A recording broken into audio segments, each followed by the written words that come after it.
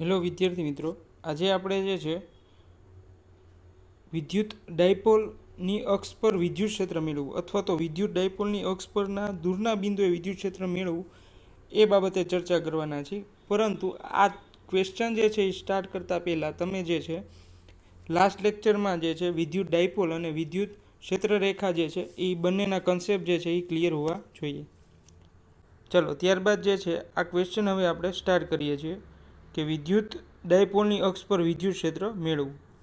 હવે અહીંયા ખાસ ધ્યાનથી જુઓ, ડાયાગ્રામ સમજવાનો પ્રયત્ન કરો કે અહીંયા એક મેં ડાયપોલ ડ્રો કરેલી છે અને ડાયપોલ વચ્ચેનું ટોટલ અંતર જે છે એ 2a જેટલું છે અને ડાયપોલની દિશા આપણે આગલા લેક્ચરમાં જોયું છે કે ઋણ વિદ્યુતભારથી ધન વિદ્યુતભાર તરફ, એટલે કે આ તરફ ડાયપોલની દિશા હશે. ચાલો ત્યારબાદ ડાયપોલની જ અક્ષ, એટલે કે આ ડાયપોલ છે એની જ અક્ષ એ જ દિશામાં કોઈ પી બિંદુ મેં દર્શાવેલું છે. ચલો ક્લિયર છે? ડાયપોલની અક્ષ પર એ જ દિશામાં કોઈ પી બિંદુ દર્શાવેલું છે. હવે આ પી બિંદુ પાસે મારે આ બંને વિદ્યુતભાર, ઋણ વિદ્યુતભાર અને ધન વિદ્યુતભાર, એટલે કે પૂરી ડાયપોલના તંત્ર દ્વારા ઉદ્ભવતું વિદ્યુત ક્ષેત્ર એટલે કે ઈ મેળવવું છે. વિદ્યુત ક્ષેત્ર, પરિણામી વિદ્યુત ક્ષેત્ર.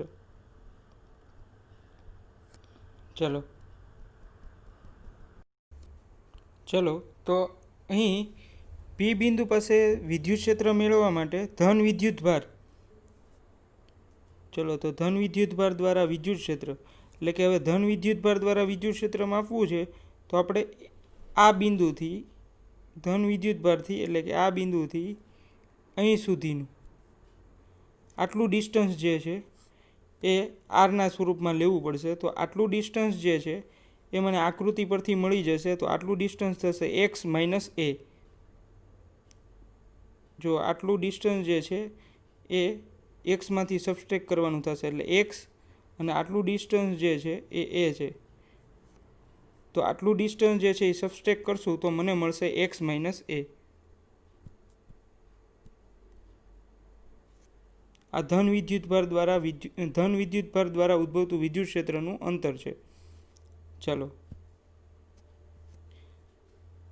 એટલે વિદ્યુત ક્ષેત્રના સૂત્ર પરથી ઈ બરાબર કે ક્યુના છેદમાં આર સ્ક્વેર. હવે આર જે છે એ એક્સ માઇનસ એ થશે ધન વિદ્યુતભારથી પી બિંદુ સુધી, એટલે આર સ્ક્વેરના જગ્યામાં આપણે લખશું એક્સ માઇનસ એ સ્ક્વેર. ચલો ત્યારબાદ આવી જ રીતે ઋણ વિદ્યુતભાર દ્વારા કોઈ પી બિંદુએ વિદ્યુત ક્ષેત્ર મેળવવું છે તો એના માટે અંતર થશે અહીંથી અહીં સુધીનું, એટલે આટલું અંતર જે છે એ એક્સ છે અને આ જે છે એ એડ થશે, એટલે એક્સ પ્લસ એ થશે. એટલે ઋણ વિદ્યુતભાર માટે આ રીતે લખી શકાશે E2 ઇક્વલ ટુ કે ક્યુના છેદમાં એક્સ પ્લસ એ હોલ સ્ક્વેર. ચાલો ત્યારબાદ પરિણામી વિદ્યુત ક્ષેત્ર એટલે E1 અને E2 બંનેનો સરવાળો લેવાનો છે. કિંમત મૂકી દીધી છે E1 અને E2ની. કિંમત મૂક્યા બાદ કે ક્યુ જે છે એ કોમન લીધા છે. ત્યારબાદ આટલી ટર્મ વધશે 1/x minus whole square minus 1/x plus whole square. સાદુરૂપ આપતા જઈએ ત્યારબાદ ક્રોસ મલ્ટીપ્લાય કર્યા છે. હવે અહીંયા પૂર્ણ વર્ગની જે રીત છે, અવયવની રીત છે, એ દરમિયાન પહેલાંનો સ્ક્વેર વત્તા 2 ગુણ્યા પહેલું બીજું પ્લસ છેલ્લા અંતિમ પદનો સ્ક્વેર. ચાલો આટલું કરી લીધા બાદ આ જે ઋણ નિશાની છે એ અંદર મલ્ટીપ્લાય કરશું તો આપણને આવું ફોર્મ મળશે. ત્યારબાદ સાદુરૂપ આપતા જઈએ તો એક્સ સ્ક્વેર એ સ્ક્વેર કેન્સલ થશે તો વધશે આ 2ax અને આ 2ax, એટલે ટોટલ થશે 4ax.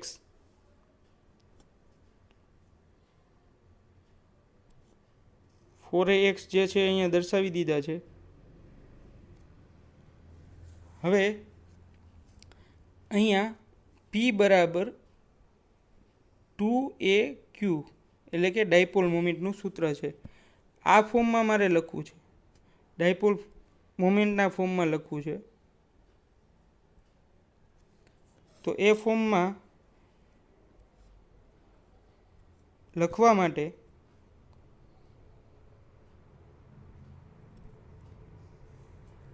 જો ખાસ ધ્યાનથી એ ફોર્મમાં લખવા માટે 2kx જે છે એ અલગ રાખ્યા છે અને 2aq દ્વારા ડાયપોલ મોમેન્ટ p બરાબર 2aq લખી શક્યા. ચાલો હવે e જે છે એ પીના ફોર્મમાં લખવું છે, એટલે e ઇક્વલ ટુ 2kpx ના છેદમાં x square minus a square all square. આ સમીકરણ મળશે. હવે આપણે એક કેસ લઈએ કે જો પી બિંદુ એ ખૂબ જ દૂરના અંતરે રહેલું હોય, પી બિંદુ એટલે કે જ્યાં વિદ્યુત ક્ષેત્ર મેળવવું છે એ ખૂબ જ દૂરના બિંદુએ રહેલું હોય, એ દરમિયાન x more and more greater than a, આ શરત લાગુ પડશે અને એની અવગણના થશે.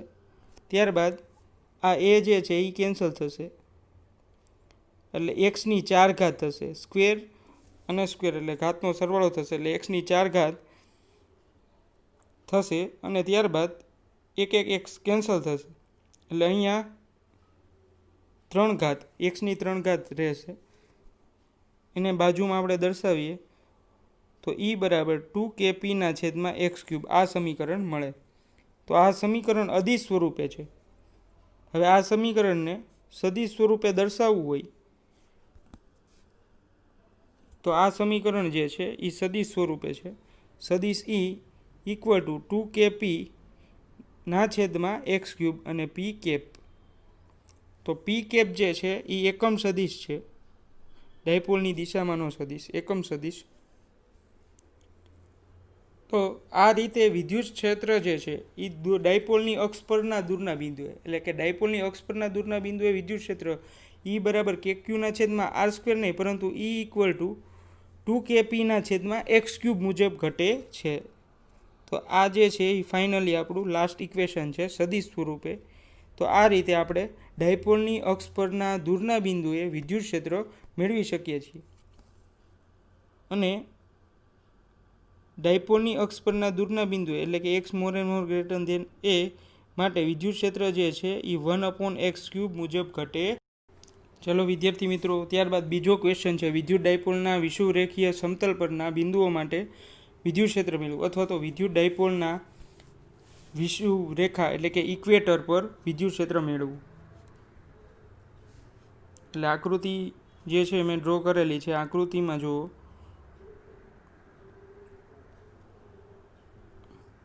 અહીં એક વિદ્યુત ડાયપોલ આ દિશામાં દર્શાવેલ છે પી દિશા તરફ. ત્યારબાદ આ બિંદુ પાસે ધન વિદ્યુતભાર સુધીનું અંતર એ થશે અને આ બિંદુથી આ બિંદુ સુધીનું અંતર એટલે કે ઋણ વિદ્યુતભાર સુધીનું અંતર પણ એ થશે. એટલે ટોટલ ડિસ્ટન્સ જે છે અહીંયા લખેલું છે 2a જેટલું કમ્પ્લીટ થશે. ચાલો ત્યારબાદ આકૃતિમાં જુઓ તો મેં જે છે એ બે વેક્ટર લીધા છે. એક આ વેક્ટર લીધો છે, એનું નામ EQ પ્લસ લીધેલું છે, અને એક આ વેક્ટર ડ્રો કરેલો છે, એનું નામ EQ માઇનસ લીધેલું છે. ચલો હવે આ જે થીટા જે છે ડાયપોલની અક્ષ અને આ પી બિંદુ સુધીના અંતર વચ્ચે જે ખૂણો થીટા રચે છે, આ જ ખૂણો જે છે થીટા આ માટે બનશે. કારણ કે જો આકૃતિમાં જુઓ તો આ અક્ષ ડાયપોલની અક્ષ એ જ આ ડાયપોલની અક્ષ છે અને તેની સાથે આ વેક્ટર સેમ છે, એટલે આ જેટલો એંગલ હશે એટલો જ આ એંગલ બનશે. એટલે આ બંને એંગલ સેમ હશે. ચાલો ઓકે છે. ત્યારબાદ ઋણ વિદ્યુતભારનો વેક્ટર જે છે, વિદ્યુત ક્ષેત્ર રેખાની લાક્ષણિકતામાં જોયું તો આપણે કે ઋણ વિદ્યુતભારમાં વિદ્યુત ક્ષેત્રની દિશા જે છે ધનથી ઋણ તરફ એટલે અંદર તરફ હશે. ઋણ વિદ્યુતભાર તરફ આ દિશામાં વિદ્યુત ક્ષેત્રનો વેક્ટર હશે. જ્યારે ધન વિદ્યુતભાર માટે બહાર તરફ એટલે પી બિંદુ માટેની વાત કરીએ છીએ આપણે. ખાસ સમજો વિદ્યાર્થી મિત્રો, આ વેક્ટર ફોર્મ આપણે એટલે આ સાઈડ ડ્રો કરી છે કારણ કે આપણે પી બિંદુએ વિદ્યુત ક્ષેત્ર મેળવ્યું છે. તો પી બિંદુએ વિદ્યુત ક્ષેત્ર ધન વિદ્યુતભાર અને ઋણ વિદ્યુતભાર બંને દ્વારા મેળવવાનું છે. તો પી બિંદુએ જ આવીએ અને પી બિંદુ પરથી એક વેક્ટર જે છે આ સાઈડ ડ્રો કરેલો છે. એ વિદ્યુત ક્ષેત્ર રેખાની લાક્ષણિકતામાં આપણે જોયું હતું. હું ફરી રિપીટ કરું છું, વિદ્યુત ક્ષેત્ર રેખાની લાક્ષણિકતામાં આપણે જોયું હતું કે પી બિંદુ પાસે ધન વિદ્યુતભાર હોવાથી એ બહાર તરફ જે છે એનો વેક્ટર એટલે કે વિદ્યુત સદિશ જે છે એ બહાર તરફ હશે, જ્યારે ઋણ વિદ્યુતભારમાં અંદર તરફ.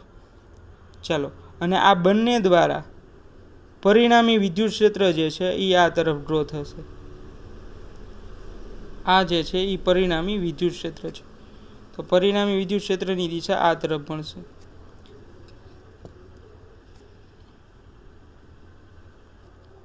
ચાલો ક્લિયર છે.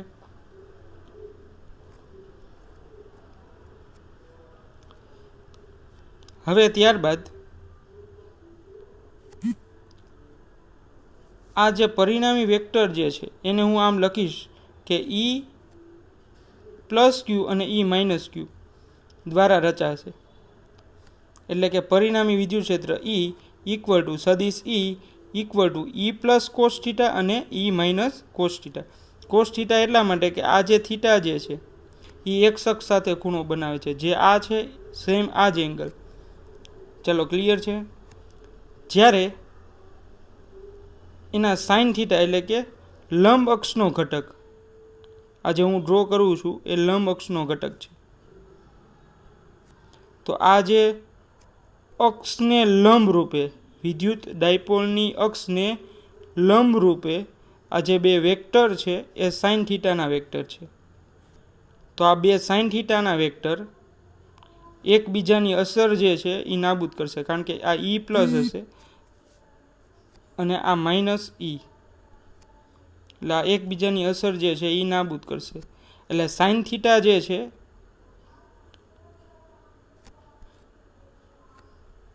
સાઇન થીટાની અસર નાબૂદ થશે તો ફક્ત બે જ વેક્ટર મળશે કોસ થીટા માટે, એટલે E પ્લસ કોસ થીટા વત્તા E માઇનસ કોસ થીટા.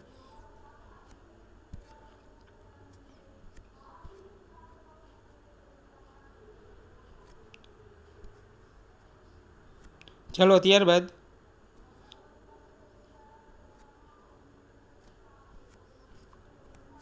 આકૃતિ જે છે એ ક્લિયર થઈ ગયા. ત્યારે આકૃતિમાં દર્શાવ્યા મુજબ પ્લસ ક્યુ અને માઇનસ ક્યુના લીધે પી બિંદુ આગળ વિદ્યુત ક્ષેત્રના માન અનુક્રમે E પ્લસ ક્યુ કે ક્યુના છેદમાં આર સ્ક્વેર પ્લસ એ સ્ક્વેર છે, જ્યારે ઋણ વિદ્યુતભાર માટે E માઇનસ કે ક્યુના છેદમાં આર સ્ક્વેર પ્લસ એ સ્ક્વેર છે. તો અહીં નોંધો કે ધન વિદ્યુતભાર અને ઋણ વિદ્યુતભાર બંનેના દ્વારા વિદ્યુત ક્ષેત્ર જે મળે છે એ બંનેના અંતર જે છે આર સ્ક્વેર પ્લસ એ સ્ક્વેર આર સ્ક્વેર પ્લસ એ સ્ક્વેર જે છે એ કોમન છે.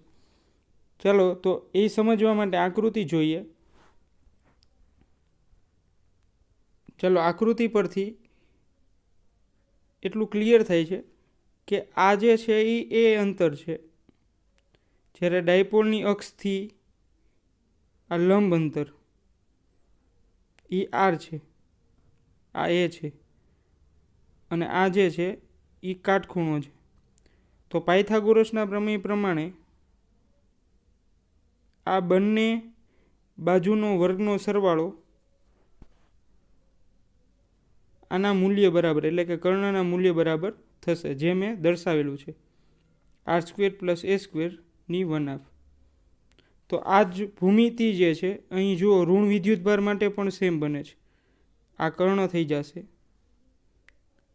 આ 90 ડિગ્રી કાટખૂણો, આ અંતર આર, આ અંતર એ. તો આ જે છે કર્ણનું અંતર સેમ આ જ થશે આર સ્ક્વેર પ્લસ એ સ્ક્વેરની 1/2. ચાલો ક્લિયર છે. ધન વિદ્યુતભાર અને ઋણ વિદ્યુતભાર બંનેના વિદ્યુત ક્ષેત્ર દ્વારા ધન વિદ્યુતભાર અને ઋણ વિદ્યુતભાર બંનેના વિદ્યુત ક્ષેત્ર દ્વારા અંતરો જે છે એ સમાન મળે છે. એટલે મૂલ્ય બંનેના જે છે એ સેમ છે. ઈ પ્લસ કેક્યુના છેદમાં આર સ્ક્વેર પ્લસ એ સ્ક્વેર, ઈ માઇનસ કેક્યુના છેદમાં આર સ્ક્વેર પ્લસ એ સ્ક્વેર.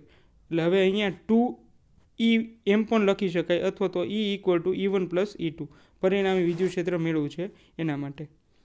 ચલો ત્યારબાદ જે છે અહીં એક કોસ થીટાની વેલ્યુ આપણે લખવી પડશે, કારણ કે કોસ થીટા જે છે એ વેક્ટરના કારણે વિદ્યુત ક્ષેત્ર મળે છે. તો કોસ થીટા વેક્ટર જે છે, તો કોસ થીટાનું સૂત્ર જે છે એનું મૂલ્ય મેળવવા માટે પહેલાં કોસ થીટાનું સૂત્ર પાસેની બાજુના છેદમાં કર્ણ. ચાલો તો આ સમજવા માટે પાછું આકૃતિ જે છે એ ક્લિયર કરો. કોસ થીટા માટે તો આ જે છે એ થીટા છે, આ થીટા છે. તો આ થીટાની જે છે સૂત્ર કોસ થીટાનું એવું છે, કોસ થીટા ઇક્વલ ટુ પાસેની બાજુ ના છેદમાં કર્ણ. તો પાસેની બાજુ આ જે છે એ પાસેની બાજુ થશે થીટાની, જ્યારે આ જે છે એ સામેની બાજુ થશે. એટલે આપણે પાસેની બાજુ જોઈ છે, એટલે પાસેની બાજુ છે એ, જ્યારે એના છેદમાં કર્ણ, તો કર્ણ જે છે એ ઓલરેડી મળેલો છે આપણને આર સ્ક્વેર પ્લસ એ સ્ક્વેર 1/2. ચલો ક્લિયર છે. એટલે કોસ થીટાની કિંમત પણ આપણી પાસે ઓલરેડી તૈયાર છે. કોસ થીટા ઇક્વલ ટુ એના છેદમાં આર સ્ક્વેર પ્લસ એ સ્ક્વેરની 1/2.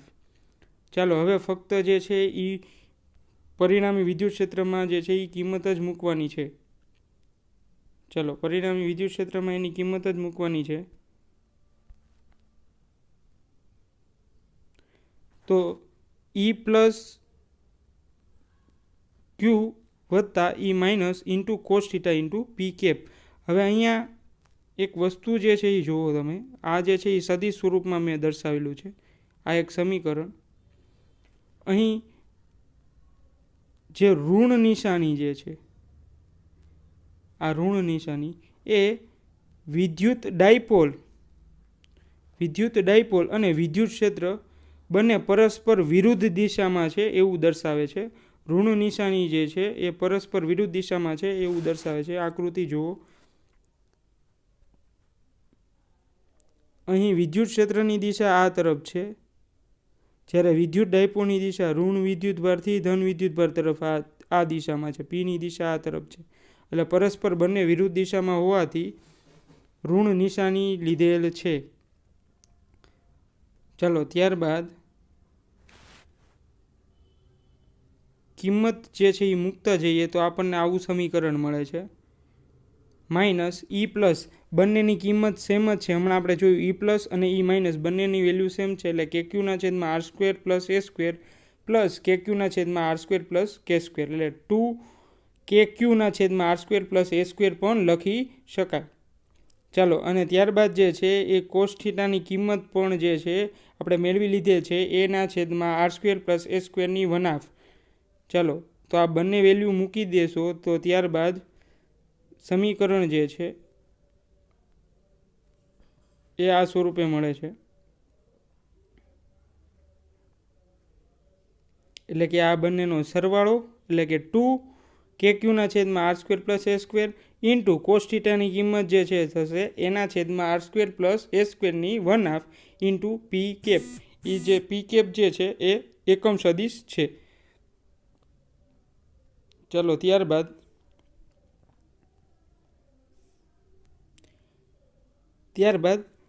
જે 2AQ છે એને મારે પી એટલે કે ડાયપોલના ફોર્મમાં લખવું છે. એટલે 2A અને Q. ચાલો તો એ જે છે ડાયપોલના ફોર્મમાં આવી જશે. એટલે વધશે ખાલી K અને પી કેપ જે એકમ સદિશ દર્શાવે છે એ. બાકી બધી જ વસ્તુ જે છે એઝ ઇટ ઇઝ રહેશે. પણ એક આ લાસ્ટ ટર્મ જોઈ લેજો છેદવાળી 3/2, કારણ કે અહીંયા આરની આર સ્ક્વેર પ્લસ એ સ્ક્વેરની 1 ઘાત છે અને અહીંયા જે છે અડધી બીજી, એટલે 1 + 1/2 એટલે કે 3/2. ચલો તો આ જે છે 3/2 ફોર્મમાં આવી એ સમજાવવું જોઈએ. આર સ્ક્વેર પ્લસ એ સ્ક્વેર 3/2. ચલો ક્લિયર છે. ત્યારબાદ એક કેસ લઈએ કે જો r more and more greater than a, એટલે કે જો પી બિંદુ ડાયપોલની અક્ષને લંબરૂપે જે પી બિંદુ રહેલ છે વિષુવ રેખા માટે એ ખૂબ જ દૂરના બિંદુએ આવેલું હોય ત્યારે તો તેવા કિસ્સાની અંદર આપણે એની અવગણના કરશું. એટલે આ સમીકરણમાં એની જે છે એ અવગણના કરશું, એટલે એ જે છે એ નિગ્લિજિબલ, એટલે એ જે છે એ કેન્સલ કરશું. ચલો, તો એ જે છે એ કેન્સલ થશે તો વધશે આર સ્ક્વેર ને 3/2ની સ્ક્વેર જે છે એ કેન્સલ થશે, એટલે આર ક્યુબ વધશે. ચલો, તો ત્યારબાદ જે છે એને અવગણતા આ સ્ક્વેર કેન્સલ થશે, એટલે આરની 3 ઘાત જ વધશે, જે મેં નીચે લખેલું છે સદિશ સ્વરૂપના, જે આપણું અંતિમ સૂત્ર છે. તો આ ફાઇનલી આપણને મળે છે ડાયપોલની અક્ષના લંબ રૂપે, એટલે કે વિષુવ રેખાના કોઈ પી બિંદુ પાસે ઇક્વેટર પાસે વિદ્યુત ક્ષેત્રનું મૂલ્ય જે છે એ ઇક્વલ ટુ કેપી માઇનસ કેપીના છેદમાં r cube into p cap મુજબ રહે છે. અને જે ઋણ નિશાની જે છે એ વિદ્યુત ડાયપોલ અને વિદ્યુત ક્ષેત્ર પરસ્પર વિરુદ્ધ દિશામાં છે એવું દર્શાવે છે.